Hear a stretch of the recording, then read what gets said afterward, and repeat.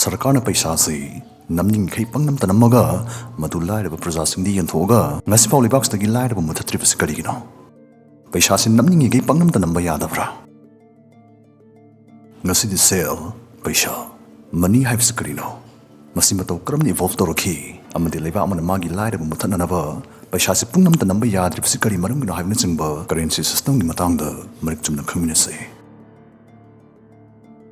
Second hand pot ama yon bamatamda potugi mamal kamaina lepkane bhamna sagat pio nang nangi mobile phone do lupa chonga da yon ge dan hairu budai mi lisinga mamadu leja ge dana nangi thongjin da lepsilare matang sida nang kaidone nangi phone mamal do hengat ke harakane lupa chonga da yon ge taru buda leibi na bamarang kaiman maduna phone do lupa lisinga madoina mamal hengadane Lupa lising amadoine yolani habis na fao, laser gay mi chama dum lairagadi, phone si mamaludum hengat kini. Madudi madubu kwai tang na laibang ongadava, subnay mi amakak ngay trifao. Siga chap manaba moongda, pritivi pumugi oina potchay ki mamal sa lepe. Masiba ikoy na, demand and supply hay na maming tondo na kangnay. Lafoy de siyam na hinamamal tangi.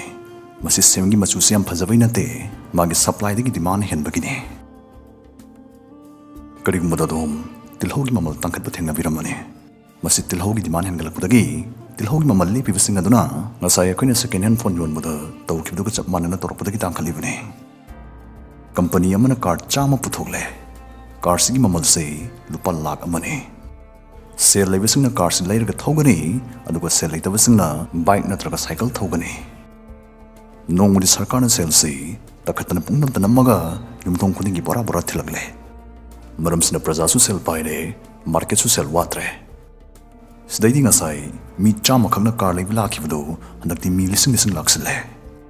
Offer sama di reward ki agaloina na limited period ki oina Rami Circle mo halagle. Rami Circle say 100% safe on illegal loiba gaming app amani. Sidadong skill Rami sanaduna case ki mana fangbiyai. Safe and secure web apps data dona 1 crore active players thina bigani. Hairagadi Rami sanaduna mana fangbiyari sanabhai trabeso practice games tagi irai line tambiyai. Masdai case games tamo ontharakadabani. Rami Circle is the EP deposit ki safest facility fangbigani. Paytm, PhonePe, credit or debit cards tagi irai line deposit tabiyai. First deposit welcome bonus oina rupees 2000 faw fangbigani. Rami Circle Rami sanabasi masiyam lai. Phone the smoothly sana vai doy screen da mutung ingbiyo.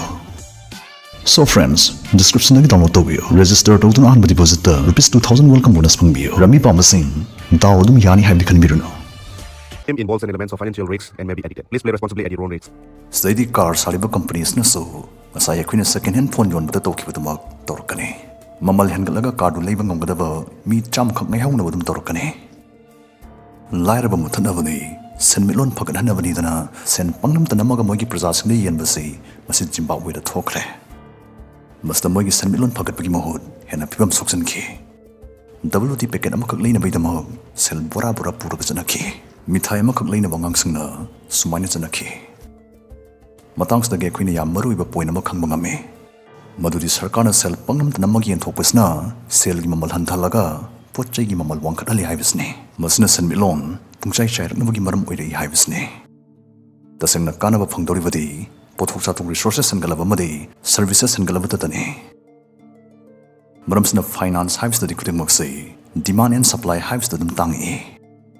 Kudimok sei koini hena mamutana bhab tanabgdamok tangai falna khangjindaba yadaba muslei maduri sale paisa money haibis karino haibisne. Paukum sei koini yam laiba concept amadagi khangina sei. Adom da karam kandami na paisa pirakane. Nang na moida kalimba kana bama kalimba beli ma pirakana pirakane. Office ta adom na tolop fanglibado moigi thabak tawine. Thabak tawlibado moida kana ba piribane moida value piribane. Dukandar singna sell fanglibasiso moigi potu gai khugi sales siga sinaragane exchange tawragane. Maram sina paisa sell haibasi masi value ga manai haibiyai. Aduga masi matam gi oina so tongan post na soduma utsille. Kudamoina thaina sigi sel gi paisa se putrok tringai aigi thaba malo sel hanaba mi khara nek ke haragadi mi singdugi khusumal awama loina chengphau pinarame adubu tapna ahong balakhi madudi kuina thamjin badasu patpum loidoba value su wangba kudamoina sana gumba interest leina rakhi adubu sana putuna chathuk chasin tawbasi masi mun khila kitanaba hurandanaba panaba senabadadi yam aruba awaba moirame Masteling ang natana patapa malan kalaki. Madude Noina Noy Sanado Puraga Quichap Matota Halaroise. Noy Sanado equated depositopiro. Aduga Madubungax and Gitabo, equitorage. Aduga Noina depository, Nasana Sagi Chana was Sanagi Chang to be receipt, equipige. Receipt to season raga, Laluniti Toba, Noina Apama Porco one of a Yahangani. Sumdo was na, Zatokasin Toba, Kipu with so, and a Safarani, Murams in a Sumainto Residana, Lingana Lautoraki. Matawasumna promissory note Hines Kanava, Jig the Sipsings and about Kimadi, Nasing assistant live sales with a key. The same with the Masigi sell Natraga Pesha Hina Kangalivisi, Masi Masagi Mamal, Masagi Bilu delays of Nate, Jejeni. Adu with Jejesigi Mamal Nairaki, Karamkanda. Maduri Masipuragan in Jaggy chatting Bum the Piagani, Abdi Masida Talibamagi Bilu Sigachanava, Poche one of Sinabi Yaganidana, Langana wasn't Pudagi, see Jejesigi Mamal Nairaki. In Jaggy Selsi, Masi Ate to Polibaction that is another day. And with Taragadi, Leva Musilgi Marakadi, but of Kramna Lolitic Toner Mazano. Pretty Mapunkuti Chatasanava, Tazan of Makalgi Pishalim Dragaso, pretty Liva Kudimuna Sanalupa have study, Tazan Rami. Adu Hizak Huduni, Sanalupa have study, must the Quipu Purisa per Safade, Kudong Jade. But the Masigi problems is solved to look at them up. Gold standard system have Puturaki. State Leva Amagichan Sel, Magi currency say, Sanada at headstuffs lucky. Masigi Artadi, Sekudamun Indiana, Sana Gram Magimamalsi, Masilupa Kuni than a lautre calasi. Adu Taragdi Kananum Lupakun Chapima Paragadi, Madusana Gram Amagona Bayadorivani, Aduga Kananum Sana Gram Amaparagana, Madulupakun Chapi Amagona Bayadorivani. Sundau than Americana so, Sana Gram Magimamalsi, Masi dollar anini than lautragle.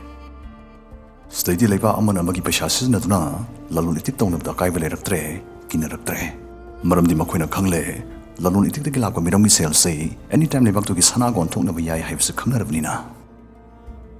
Adubu Leva Amana, say, Sinuagi Peishane, Equina Lalunitic the Gitan Money, Lupalak Yankani, Sisana on top Yohana Lakpada, Sana Lam Dragadi, Maduyam Achobo Wato Idorivani. Maramsna Masi talked another, Janapatap Semki. Madudi Leva Amana Mogi Jariva, Sanagi Chang, which up Mana Bazanga, Paishan Namgadamani Hivasni.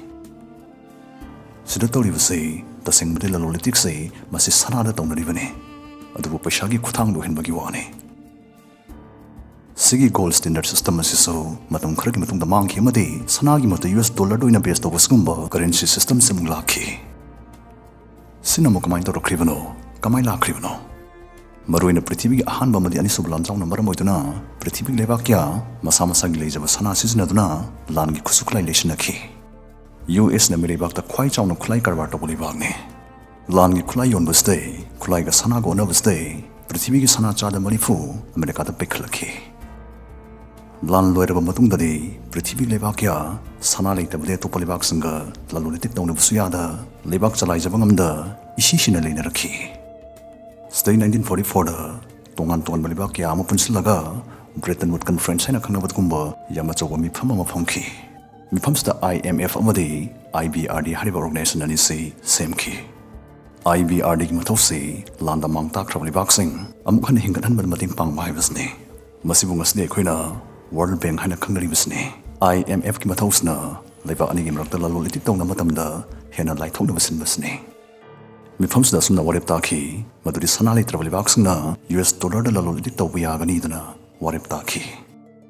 Numit simulta de US Nasulau Turaki, maduri US dollar poraga, Kananomek na sana purugzat kibiani, Natraga sana puraga US dollar snabsuyani dana, Lauturaki.